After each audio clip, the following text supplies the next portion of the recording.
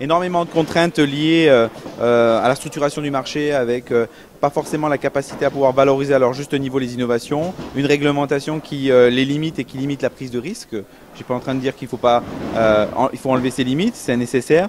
Donc par rapport à l'ensemble des contraintes que cette industrie doit intégrer, on peut dire qu'elle innove quand même beaucoup.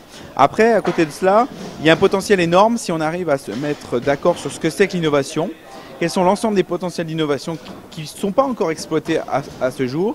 Et à côté de ça, peut-être mettre en parallèle un groupe de travail sur comment on peut protéger ces innovations pour justement laisser ces entreprises innovantes avoir le temps de récupérer avoir un retour sur investissement lors de la sortie de leurs innovations. Puisqu'aujourd'hui, c'est leur principal problème. Si elles innovent, elles vont retrouver dans des circuits dans lesquels elles ne vont pas pouvoir valoriser à leur juste valeur leur potentiel d'innovation.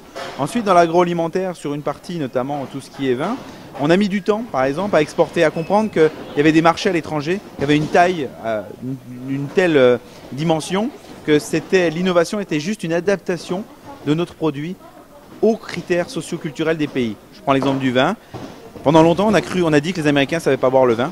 C'est pas ça la vraie problématique. Aux États-Unis, il y a deux marchés. Il y a le marché du vin versus système de valeur américain, c'est-à-dire monocépage, on s'en fout du château. Et il y a le marché du vin à la française. Mais il faut arrêter cette posture de dire nous Français on sait comment consommer le vin, vous Américains vous ne savez pas le consommer. Ça c'est pas une posture d'innovation. La posture d'innovation c'est de dire tiens aux États-Unis le vin est monocépage, ils veulent des belles jolies étiquettes, je vais sur ce marché ou j'y vais pas.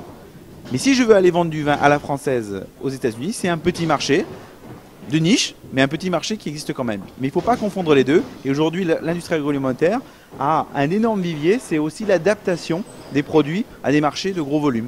Donc en termes de performance, en termes de qualité, il faut adapter ces produits aux performances des marchés visés et ça permet de trouver des leviers de compétitivité assez importants. Est-ce qu'on peut comparer le secteur agroalimentaire avec d'autres secteurs industriels ? Alors, de ce que j'ai vu aujourd'hui, il y a quelque chose qui m'est venu à l'esprit en termes de position par rapport aux différents acteurs de tout ce circuit. J'ai retrouvé la posture des sous-traitants automobiles au début des années 2000.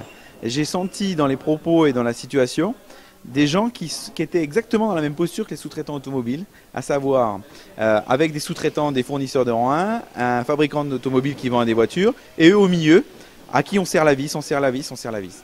Donc je dirais qu'ils m'ont fait penser à ce type de population. Il serait peut-être intéressant par analogie de regarder comment les sous-traitants automobiles ont réussi à essayer, pour certains, à inverser en partie la tendance et réussi à faire comprendre aux grands constructeurs que le nivellement par le bas, par le prix le plus bas, allait tuer non seulement le potentiel d'innovation du sous-traitant, mais aussi de lui, constructeur automobile, et qu'il aurait meilleur temps d'intégrer ses fournisseurs, ses sous-traitants dans ces processus d'innovation, qu'à un moment donné sur le marché, par exemple dans une grande surface, si on est capable d'avoir une grande dynamique de produits innovants valorisés à leur juste niveau, c'est le consommateur qui gagnerait, c'est la grande surface qui gagnerait, et c'est aussi l'industrie agroalimentaire qui gagnerait. Mais ça nécessite un changement. Et je pense, pour l'avoir vécu dans l'automobile, que le seul changement qui sera possible, c'est un rapport de force qui viendra comment? Par une innovation d'une industrie agroalimentaire qui l'aura protégé, et de cette protection, il l'aura rendu indispensable vis-à-vis du marché, en essayant de le toucher directement,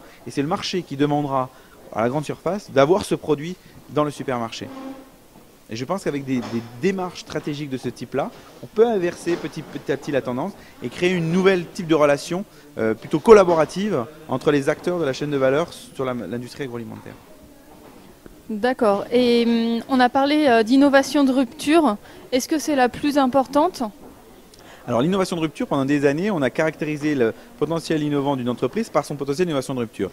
Là, depuis 2 ans, vous avez le Conseil économique et social environnemental européen, national, vous avez des cabinets de consulting qui ont démontré qu'en fait c'était une erreur, parce qu'à force de dire à tout le monde qu'on ne vise que l'innovation de rupture, et que de fait l'innovation de rupture ne venant pas tous les jours, on a démotivé les gens. Parce que les gens ont cherché pendant 1 an, 2 ans, 3 ans l'innovation de rupture qui ne venaient pas, donc ils sont partis du postulat qu'ils n'étaient pas innovants eux-mêmes. Tout le monde a bien démontré que si on part du postulat que l'innovation n'est pas que technologique, alors on peut remettre en place des démarches d'innovation incrémentales, celles du quotidien, qui nous permettent d'améliorer notre performance en termes de communication, le traitement de nos déchets papier, la commercialisation, la gestion des conflits clients, peut-être des petites innovations du quotidien qui font qu'on améliore petit à petit au quotidien notre performance. Et le fait de changer au quotidien par des petits avanciers, le jour où la rupture vient, on sera prêt non seulement à changer, et en plus on aura favorisé l'émergence de cette rupture. C'est en innovant continuellement de manière incrémentale que petit à petit on arrive à la rupture. Il y a eu un témoignage tout à l'heure qui a été très clair là-dessus. C'est en innovant au quotidien qu'on a trouvé la rupture, et à force d'innover au quotidien, les ruptures viennent d'elles-mêmes. Donc il y a un double intérêt opérationnel de trouver l'innovation de rupture en faisant au quotidien de l'incrémental, ça c'est le premier intérêt. Et le deuxième intérêt, c'est en termes de conduite de changement vis-à-vis des salariés ou du marché, c'est qu'à force de changer un petit peu tous les jours, on a un marché ou des salariés qui sont en mouvement, et le jour où la rupture arrive, ils sont plus aptes à changer aussi, et donc la socialisation est plus facile. Merci beaucoup.